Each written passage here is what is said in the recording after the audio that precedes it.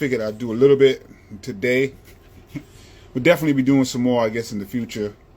There ain't stuff going on. And it's really sad because our mayor has, it's just been astonishing to watch the level of deception and misinformation that's been going out there on some bills that the city council passed. And shout out to the city council, shout out to the speaker, really moving some things forward. One is called the How Many Stops Act, you may have heard it. The other is about solitary confinement. And there's been misconceptions about both. The How Many Stops Act in particular, and it's not an exaggeration, it's really Trumpian, the amount of massive lies that this mayor is saying. And we've seen this on a national stage, and so we've seen, please call for a ceasefire. I've already called for a ceasefire on many of my posts, so that's not news.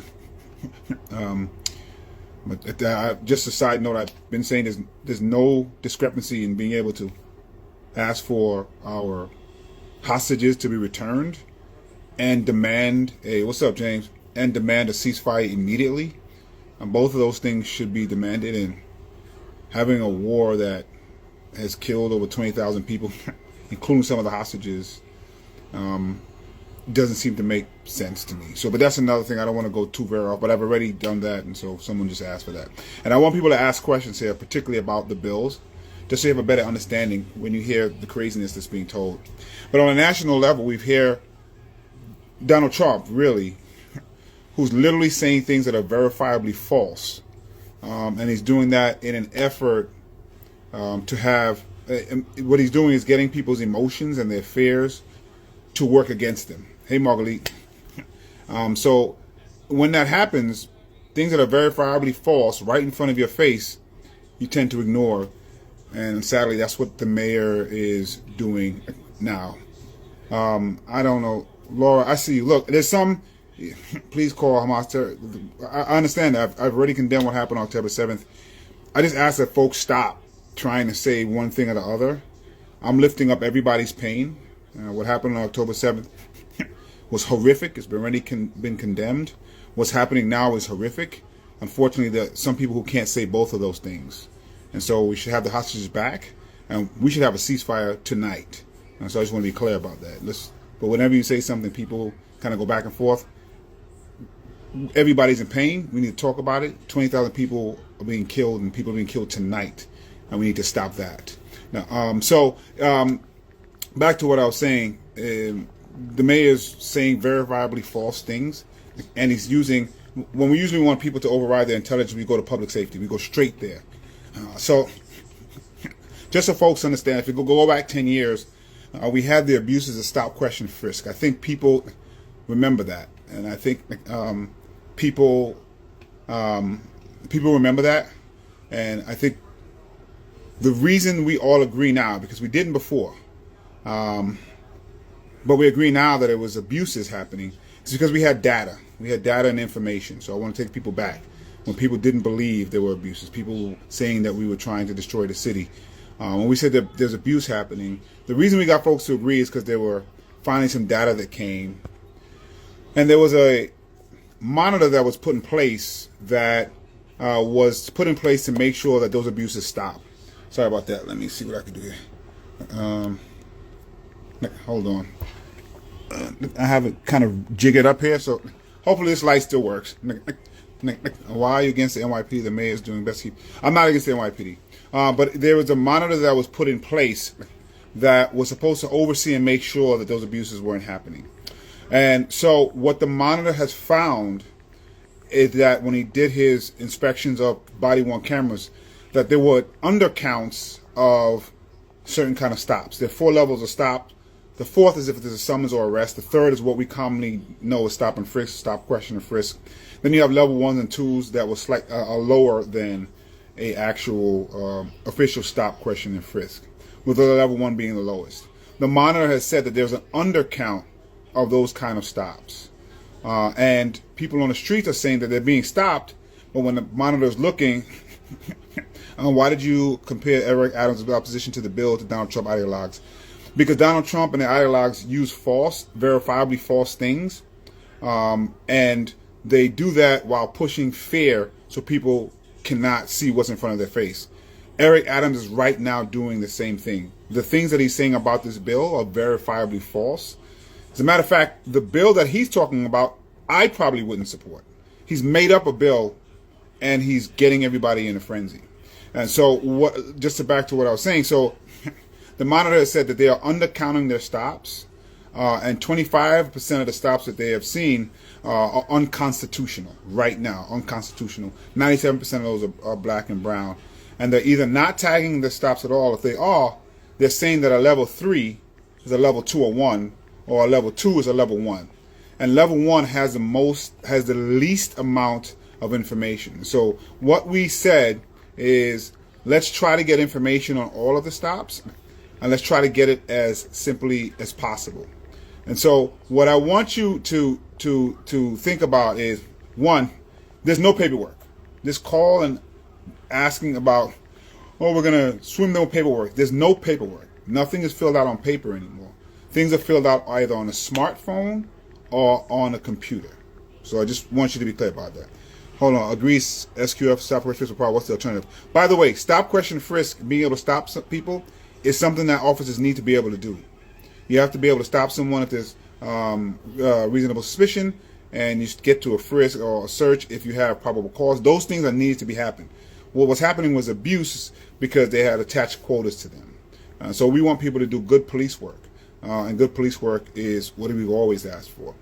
So back to, I don't remember where I was in what I was saying, but there is, according to the Monitor and anecdotal information on the street, there are abuses going on. So we said, let's get information about what's happening with stops.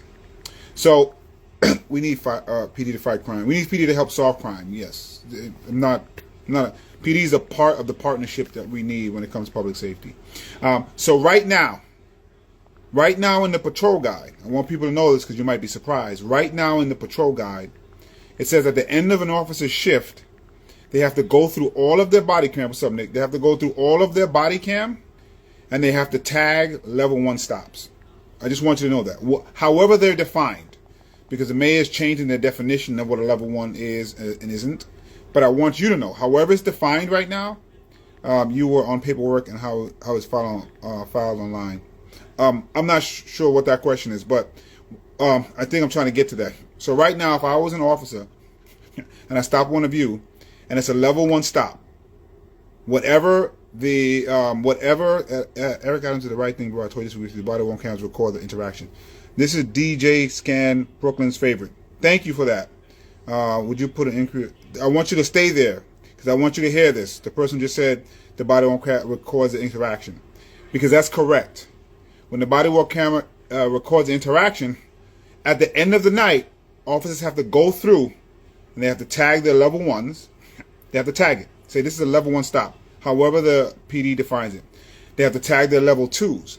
And level 2s right now, it asks for a parent gender and a parent race. That's not something we made up. That's something that was already there. So they have to do that right now. The problem is we don't have the apparent race and gender of the level 1s. We also don't have a report of what's on that body worn camera. So what we said is, let's get a report so we understand what's all there, and let's get some additional questions in. So when you tag that level 1, so I'm tagging it, tag, drop down menu, race, gender, age, reason for stop. In no way can that take more than a few seconds. By the way, one of those questions, the police department asked us to ask ourselves. They asked us to ask that question. They asked us to put an additional question there. So there is no way that can take a couple more seconds. In level 2, they already have to have a drop-down menu. We just added an additional one. So if you already have to tag that, you tell me how can it add the hours and hours of time that they're talking about. What we did say is, well, reason for a stop could be a narrative, correct? It could be. We also said in the drop-down, you can give reasons in that drop-down. Was it a 911 call? That's something else. Did someone ask you? That's something else. So it could be a narrative. It doesn't have to be. what PD is doing is trying to present the hardest way to do this. And what we said is you shouldn't do the hardest way. That doesn't make any sense.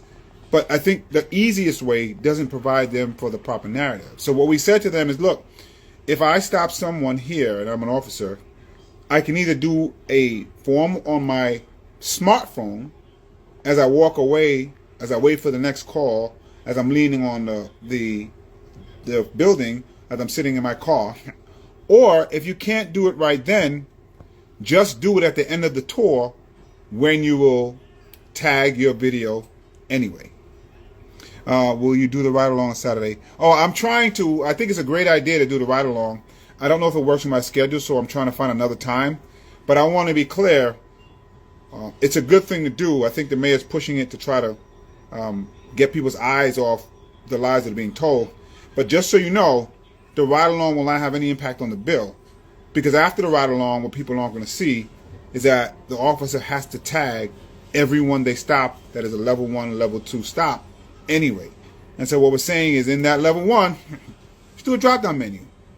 So you can say you may not want to do it, but you can't say that it's going to cause hours and hours of overtime and be the end of policing as we know it.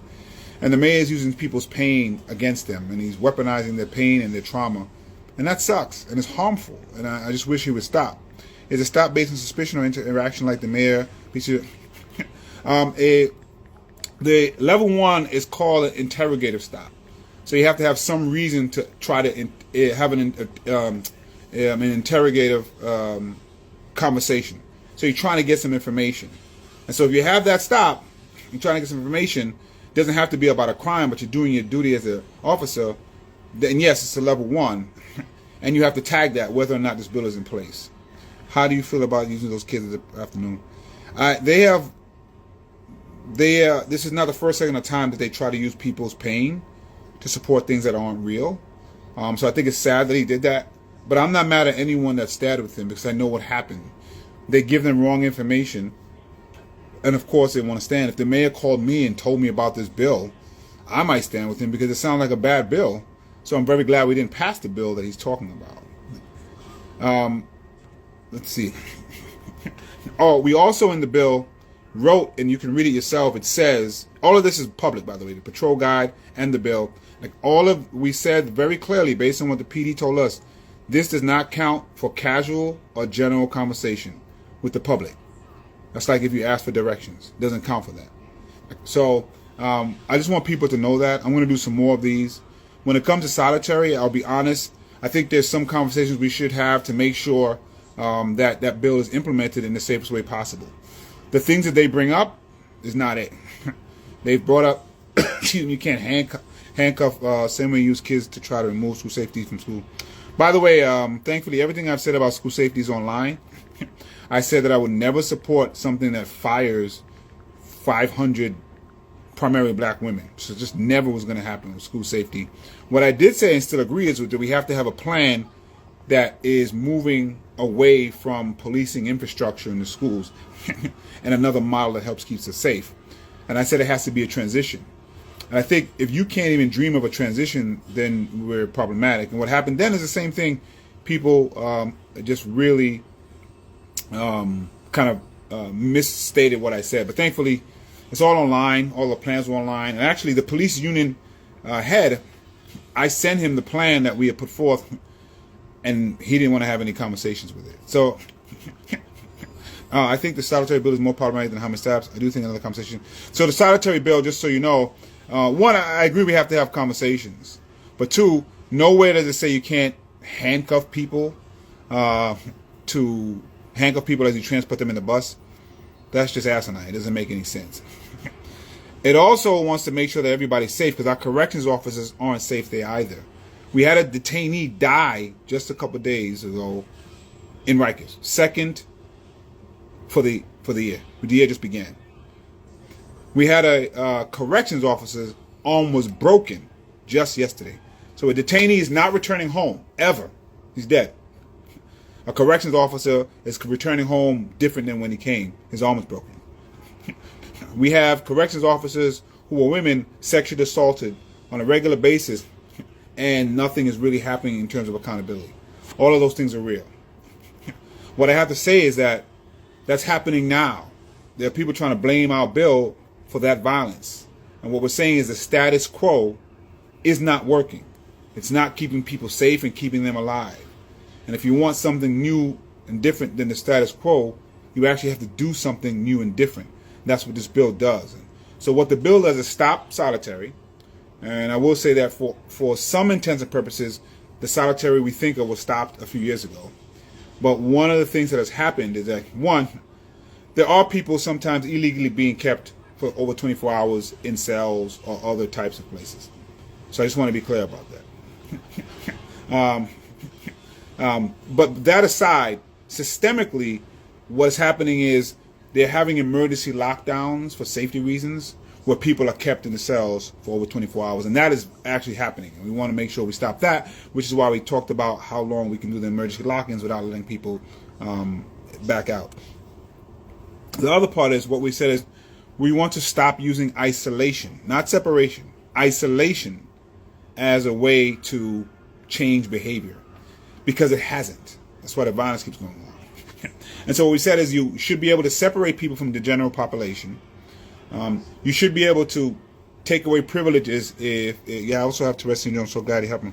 I appreciate you. Peace and blessings to you, man. You should be able to take away privileges like commissary and other things to try to elicit some change in behavior.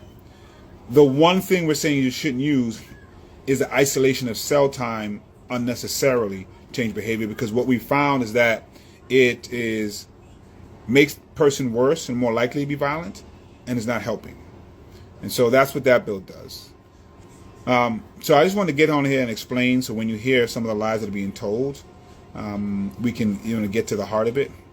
And again, we said in the How Many Stops Act that you can't, casual conversations are not included.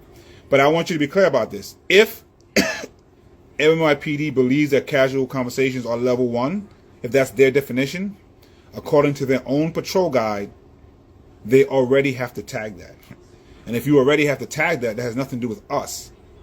That has to do with what the patrol guide says, the NYPD. And while you're tagging it, it's inconceivable that a drop-down menu or even 2 drop-down menus would add any significant amount of time to your day. Even the New York Post, by the way, the New York Post has said police sources say it would take 30 seconds, which is up from the 10 to 20 that we said, significantly down from the 3 to 5 minutes the mayor and PD has said.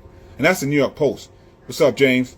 You know if the damn New York Post is saying that, they're not trying to do no favors to your boy, I'll tell you that. So it's very cool that you're talking to people. I appreciate you. I'm trying to do a little bit more. I've kind of fallen off on it. But I'm going to check out now. I know I want to try to get to bed. I know folks want to try to get to bed. So if people have any last minute questions, I'm happy to answer them, particularly on the How Many Stops Act, but on solitary as well. So do folks have any other questions that they... And I've invited trolls if they want to come on. I've invited law enforcement. I'm inviting the administration if they want to come, because I welcome the transparency. Let's see. What we hear is the two are related. What is the plan to end recidivism? The abusers always want to abuse. What is our new constitution? Brown versus Board still. I think that's a much larger question, which I'm happy to try to address at some other time. But right now, I want to answer questions people have. Thank you, Michael. Appreciate you. Appreciate you, Gary, man. But I want to answer questions if people have other questions about either of the bills or anything I just said, or you want to challenge anything I just said about the bill, you can do that too. How can we find this info to read on our own? I know William is on here, folks. What's the best way? We have some talking points that we're going to put out. If we have any links to the bill itself or to the patrol guide, we can put them on here if folks are on. But that's a very good question. You can go to City Council and you can find the bill there. But let me find out the best links to put on here, and I'll try to jump back on the live to do that. And let me see who asked that. That was Francis Mikowicz. Let me try to get a couple links, and I'll try to jump back on another time, okay? I'm going to do my best to save this live, Jess, so folks can get back and take a look. All right. It looks like folks don't have any other questions. I appreciate y'all. It's been a minute. Oh, so there is at least some. That's some press releases we put out recently on what the mayor was saying, so you can see that black and white are equal in Islam, for sure. Please define solitary confinement. Are you equating solitary confinement with penal segregation? So one thing that they've been trying to do is, would you prevent a federal officer from making their partner record all their encounters? I'm not sure what that question means. Where I don't know what question I skipped. Blaskiat. But somebody asked about their partner recording. I'm not sure what that means. We're going off of what the patrol guide says and what you have to report from your body-worn camera anyway, and the information that we need. But Black Alliance, you asked a good question about solitary. I think what they want people to do, let PD do their job. And Pico 79. Yeah. Flagging your level 1s and level 2s is actually police work. So this notion that we're trying to prevent police work doesn't make sense. This is police work according to their own patrol guide. Is a prosecutor's client not the complaint? So people are trying to pretend that we're talking about Shawshank Redemption when it comes to solitary. We're not. That's not what we're talking about. And I want to be clear when I talk about solitary and isolation. Whatever you call it, punitive segregation could be solitary or it could be just isolation.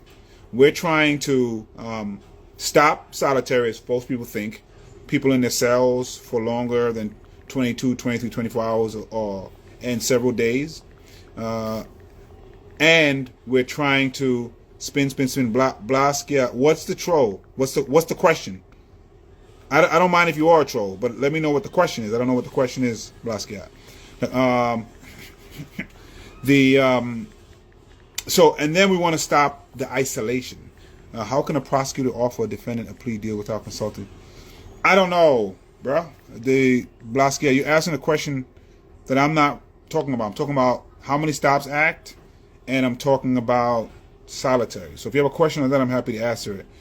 If you have a question that my office can assist with, you can email gethelp@advocate.nyc.gov. So you can email gethelp@advocate.nyc.gov.